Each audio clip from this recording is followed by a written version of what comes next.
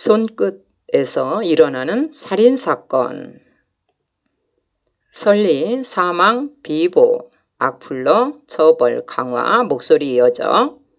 구하라, 집에서 숨진 채 발견. 조문, 루머, 자제해달라. 구하라도 괴롭힌 악플, 애도 자성물결. 설리, 죽음 몰아간 악플러들 강력 처벌 원한다. 청와대 청원. 소리 없는 흉기, 악플이죠.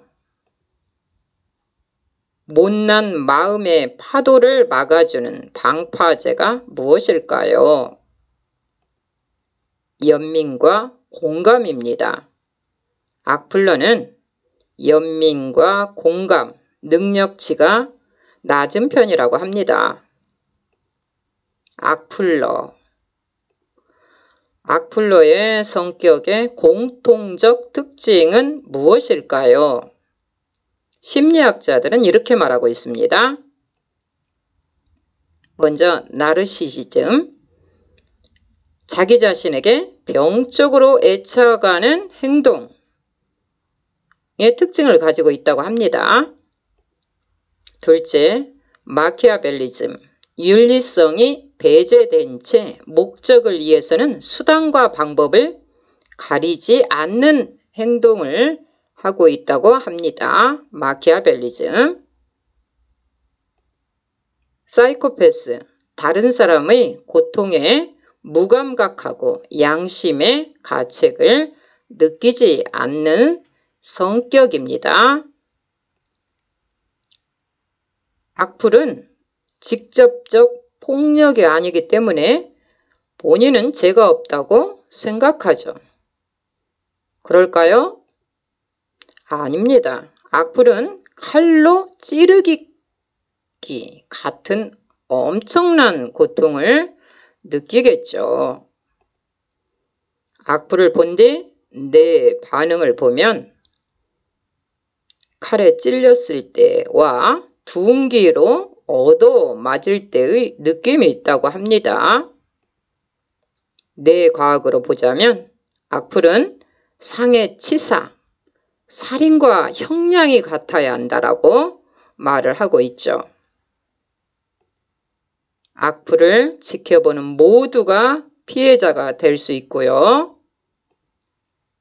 고통받는 걸 지켜보는 것 또한 괴롭다는 것이죠. 분석 결과 악성 댓글은 감정 또는 정서적 과정, 범죄에서 더 높은 비율이 관찰되었다고 합니다. 악플러들은 대다수가 감정 조절 난이도가 최하위라고 합니다. 또 다른 악플의 특징은 무엇일까요?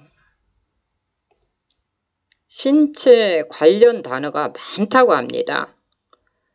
에모나 신장, 심지어 피부, 헤어스타일, 비하는 악플들이 많다고 하는데요.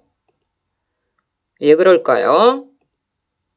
악플러 본인이 에모, 비하를 많이 당해서 배운 대로 본인 또한 남을 비하하는 것이라고 합니다. 악플을 썼던 기록은 영원히 당신을 따라다닐 겁니다. 이제 세상의 모든 정보들이 공개될 날도 멀지 않았습니다. 온라인에 글 작성할 때 실명제라고 생각하고 작성해 주세요. 악플을 쓰는 이유는 쾌감을 느끼기 때문이라고 하는데요. 폭력적 쾌감은 내성이나 중독 현상을 가져올 수 있기 때문에 스스로 폭력적 쾌감을 주체하지 못할 때 심각한 이기가 올 수도 있습니다. 악플, 미래의 나를 겨냥하는 칼이 될 수 있습니다. 악플, 미래의 나를 겨냥하는 칼이란 걸 명심하세요. 그렇다면 악플러들은 명예훼손으로 처벌할 수 있을까요? 영상 한 편 보시죠. 법제처를 알리기 위해 유튜브에서 활동 중인 세령이. 일상생활에 필요한 법령 정보와 법제처 서비스는 물론 팬들과 소통을 위해 유튜브 댓글 확인도 매일 하고 있는데요. 오늘도 평소처럼 댓글을 보던 중 세령이에게 악플이 달린 것을 발견했습니다. 유튜브 댓글에 말도 안 되는 거짓말로 세령이를 비방하고 있었어요. 이런 악플들, 명예훼손으로 처벌할 수 있을까요? 많은 사람이 볼 수 있는 인터넷에 사실 또는 거짓인 내용을 기재해 명예를 훼손한 경우에는 인터넷 명예훼손으로 처벌할 수 있습니다. 인터넷 명예훼손이 성립하기 위해서는 사람을 비방할 목적, 정보통신망 이용, 사실 또는 거짓인 사실의 적시가 있어야 하는데요. 이러한 인터넷 명예훼손의 대표적인 사례로는 비방, 폭로, 사생활 침해 등을 들 수 있죠. 그렇다면 인터넷 명예훼손으로 신고하면 어떤 처벌을 받을까요? 어떤 사람을 헐뜯기 위해 많은 사람이 볼 수 있는 인터넷에 사실인 내용을 기재해 그 사람의 명예를 훼손한 사람은 3년 이하의 징역이나 3천만 원 이하의 벌금에 처해지며 거짓인 내용을 기재해 그 사람의 명예를 훼손한 사람은 7년 이하의 징역, 10년 이하의 자격정지 또는 5천만 원 이하의 벌금에 처해집니다. 인터넷 명예훼손을 당한 사람은 사이트 운영자에게 그 정보를 삭제할 것을 요청할 수 있고 방송통신심의위원회를 통해 분쟁 조정을 신청할 수도 있습니다. 단 19세가 되지 않은 미성년자는 부모님 혹은 법정 대리인을 통해서만 조정 절차를 이용할 수 있답니다. 오늘 소개한 이야기는 법제처의 찾기 쉬운 생활법령정보 홈페이지에서 더 자세히 볼 수 있습니다. 해외에선 악성 댓글 문제를 어떻게 해결하고 있을까요? 영상 보실까요? 포털 사이트 다음이 연예뉴스의 댓글 서비스를 잠정 폐지하면서 인터넷 댓글 찬반 논쟁이 뜨겁습니다. 해외에선 악성 댓글 문제를 어떻게 해결하고 있을까요? 일본에서는 우리나라와 가장 비슷한 방식으로 온라인 뉴스가 소비됩니다. 주로 검색 포털에서 뉴스를 보고 댓글도 달리죠. 하지만 최근 사용자가 가장 많은 대표 포털 야후 재팬에서는 프로그램을 이용해 반복적으로 대량 올라오는 댓글들을 삭제하기로 했습니다. 유럽이나 미국에선 언론사들이 댓글창을 관리하는 경우가 많은데요. 구글에서 뉴스 기사를 누르면 언론사 사이트로 연결되잖아요. 댓글 관리 정책은 언론사마다 다르지만 최근엔 규제하는 곳이 많아졌습니다. 미국 뉴욕타임스는 기사에 따라 선택적으로 댓글창을 만들거나 없애고 있고요. 영국 BBC와 로이터 통신은 SNS 플랫폼이나 의견란으로 댓글창을 대신하는데 오히려 독자 참여가 늘어서 공론장 위축에 대한 부담을 덜었습니다. 영국 가디언은 신중한 검토 작업을 거쳐 댓글을 제한하기로 했어요. 10년간 축적한 7천만 개의 뉴스 댓글을 분석한 결과 여성과 흑인 등 소수 집단에 대한 직접적인 공격 댓글이 많은 걸 발견했기 때문입니다. 토론을 방해하거나 사전 검열을 위해서가 아니라 특정 세력이 댓글 분위기를 지배하는 걸 방지하는 거죠. 도배된 댓글, 상위권에 오른 댓글이 여론인 것처럼 호도될 수도 있으니까요. 선동적이고 차별적인 댓글, 악플들은 연예, 정치 뉴스에만 있는 게 아니에요. 지난해 한 설문에서 조사 대상의 4분의 1이 온라인에서 언어폭력과 명예훼손을 당한 적이 있다고 했고 악플러 연령대는 10대에서 전 연령대로 확산되고 있습니다. 실명과 주소를 확인한 뒤에 인터넷에 글을 쓰는 인터넷 실명제가 도입되는 듯 했지만 표현의 자유를 제한한다는 이유로 위헌 판결을 받았고 페이스북 같은 해외 SNS엔 적용이 어려울 수도 있죠. 최근엔 댓글 아이디와 IP를 공개하는 인터넷 준실명제와 차별금지법 등이 대안으로 거론되고 있습니다. 인터넷은 이미 생활이 됐습니다. 오히려 SNS로 더 자주 소통하는 시대죠. 비판과 악플의 경계 없이 남긴 글은 언젠간 부메랑이 돼 돌아올지도 모릅니다. 말 한마디가 지닌 힘과 가치를 제대로 아는 것부터 시작해야 하지 않을까요? 경기도 청소년 전화 1388에 대해서 알아보겠습니다. 최근 악성 댓글을 비롯한 사이버 폭력이 사회적 문제로 대두되고 있는데요. 사이버 공간 이용이 늘어나면서 악성 댓글에 노출되기 쉬운 청소년들을 위해 경기도에서 전문 상담을 진행합니다. 구영수 기자가 취재했습니다. 사이버 폭력의 일종으로 인터넷상에서 타인에 대한 욕설이나 비방을 하는 악성 댓글, 이른바 악플. 특히 청소년들의 사이버 공간 이용률이 높아지면서 악플을 비롯한 사이버 폭력에 노출되는 경우도 늘어나고 있습니다. 지난해 방송통신위원회와 한국정보화진흥원이 실시한 사이버 폭력 실태조사에 따르면 우리나라 청소년의 사이버 폭력 경험률은 29.5%. 인터넷을 이용하는 청소년 10명 중 3명은 사이버 폭력 가해나 피해 경험이 있는 것으로 나타났습니다. 경기도는 악플에 노출된 청소년을 위해 경기도 청소년 전화 1388 악성 댓글 전문 상담 서비스를 진행합니다. 악성 댓글 피해를 입은 청소년은 언제 어디서나 익명으로 전문적인 상담과 함께 신고 절차에 대한 정보를 받을 수 있고 가해 청소년에겐 사이버 폭력에 대한 경각심을 갖도록 교육과 상담이 이뤄집니다. 폭력, 비방, 유언 비어 등 온라인까지 위험성이 확대되고 있는 상황입니다.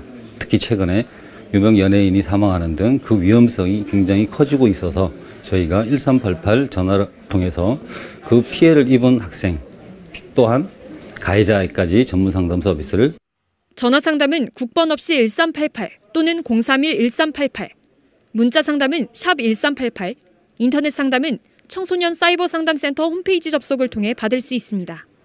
경기GTV 구영슬입니다. 이어서 악플, 노우, 썬풀 운동에 대해 알아볼까요? 온라인상의 악성 댓글로 인한 폐해를 막기 위해 시작된 선풀 운동이 10년째를 맞았습니다. 네, 청소년부터 국회의원까지 다양한 남녀노소가 동참하고 있는데요. 그동안 착한 댓글이 700만 건 넘게 달렸습니다. 최지수 기자입니다. 해바라기를 들고 모여 앉은 학생들의 눈빛이 빛납니다. 아름다운 우리말 쓰기와 선풀 운동을 펼치고 있는 의정부 청소년 수련관의 선풀놀이단 7기 학생들입니다. 가장 기억에 남는 건 수학여행 중 교통사고로 중태에 빠졌던 임모군에게 마음을 전했던 일이라고 합니다. 인공호흡기에 의존했던 임군은 친구들이 잇따라 쾌유를 기원하는 글을 남기고 선풀을 읽어주며 자가호흡을 할 수 있게 됐습니다. 제 작은 참여와 활동이 그 친구에게 정말 큰 힘이 되고 그 가족분들에게 정말 위안이 된다는 것을 깨닫고 앞으로 더 선풀 활동을 열심히 임해야겠다는. 착한 댓글이 세상을 바꾼다는 믿음으로 시작된 선풀 운동에는 전국 7천여 곳의 학교와 단체 등에서 동참하고 있습니다. 민병철 선풀운동본부 이사장이 2007년 악성 댓글에 시달리던 여가수의 자살에 충격을 받아 본부를 발족한 뒤 10년째입니다. 악플 대신에 긍정의 에너지를 전파하자는 운동입니다. 화합과 치유가 필요한 이때 많은 분들께서 선풀운동에 동참해 주십시오. 한때 악플로 고통을 겪었던 방송인 사유리 씨도 홍보대사로 활동하며 착한 댓글의 중요성을 알리고 있습니다. 10개 좋은 댓글이 있어도 하나만 나쁜 댓글이 있으면 그것만 생각하고 모든 사람이 저를 싫어하는구나 라고 느끼게 되니까 진짜 악플이라고 하는 게 정말 사람들에게 상처를 주는 거라고 생각해요. 선풀운동본부는 인터넷 인권보호위원회를 발족시켜 악플로 인한 인권 침해에도 대응해 나갈 계획입니다. 연합뉴스TV 최지숙입니다. 지금부터 선풀 달기 방법에 대해서 알아보겠습니다. 먼저 인터넷 창을 하나 엽니다.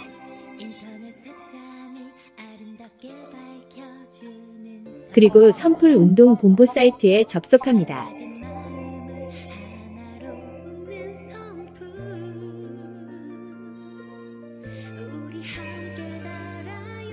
홈페이지가 나타나면 좌측 상단의 로그인 버튼을 클릭합니다.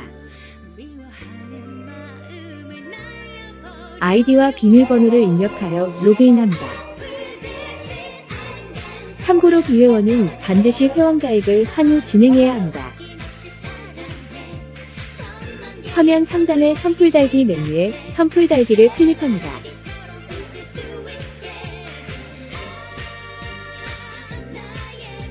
그리고 좌측 하단에 글쓰기 버튼을 클릭합니다.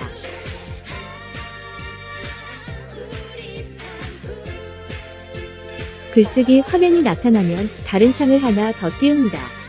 위와 같이 다른 탭이 있는 경우 다른 탭을 선택해도 됩니다.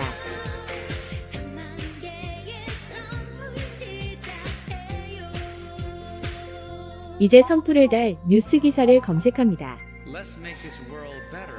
이때 기사는 직접 검색해서 찾아도 되고 아니면 실시간 검색어에서 찾아도 됩니다.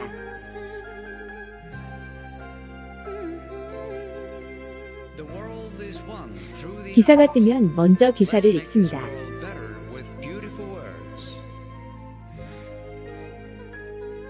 그리고 댓글란에 선풀을 입력합니다. 만약 SNS 로그인이 필요한 경우 본인의 계정으로 로그인합니다.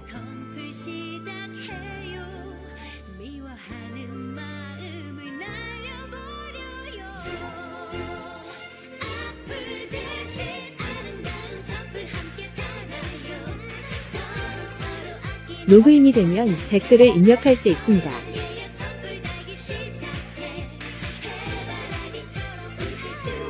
다시 댓글란에 선풀을 입력합니다. 참고로 댓글은 띄어쓰기와 특수문자를 제외하고 초등학생은 40자 이상, 중학생은 50자 이상, 고등학생 및 대학생은 60자 이상, URL이 없는 편지글의 경우 100자 이상을 입력해야 한 번으로 인정받을 수 있습니다.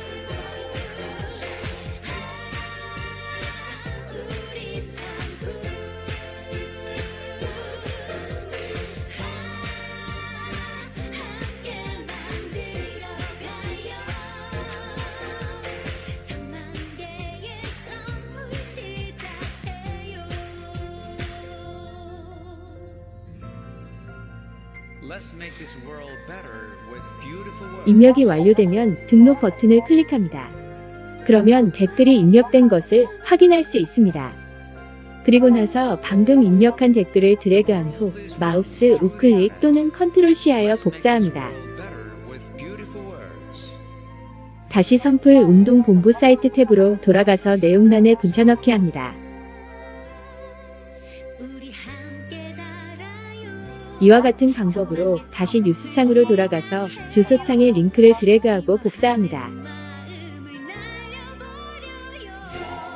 다시 선풀창으로 돌아와서 선풀 링크란에 붙여넣기 합니다.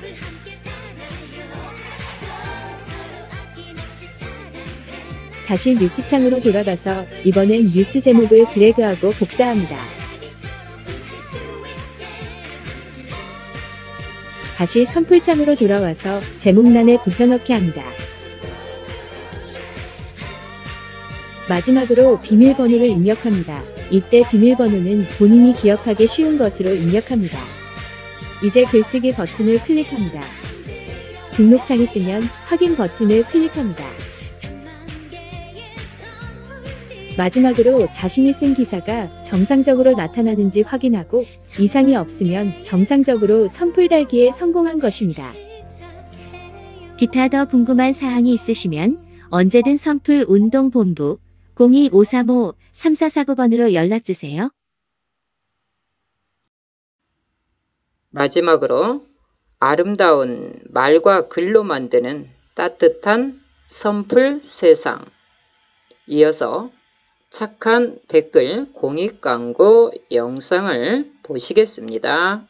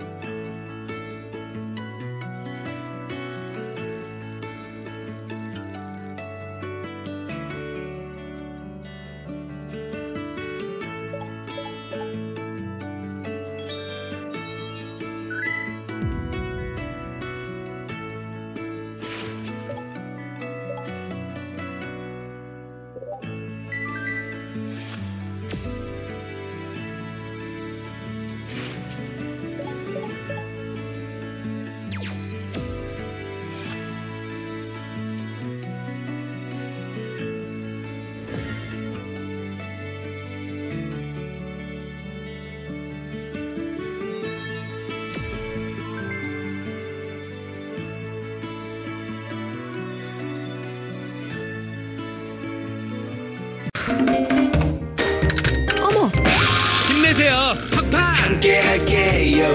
희망의 댓글로 웃게 할게요. 칭찬의 댓글로 용기의 댓글로 사랑의 댓글로 우리가 당신 편이 되어줄게요. 고마워요. 다시 한번 힘낼게요. 착한 댓글이 대한민국을 밝게 합니다. 공익광고협의회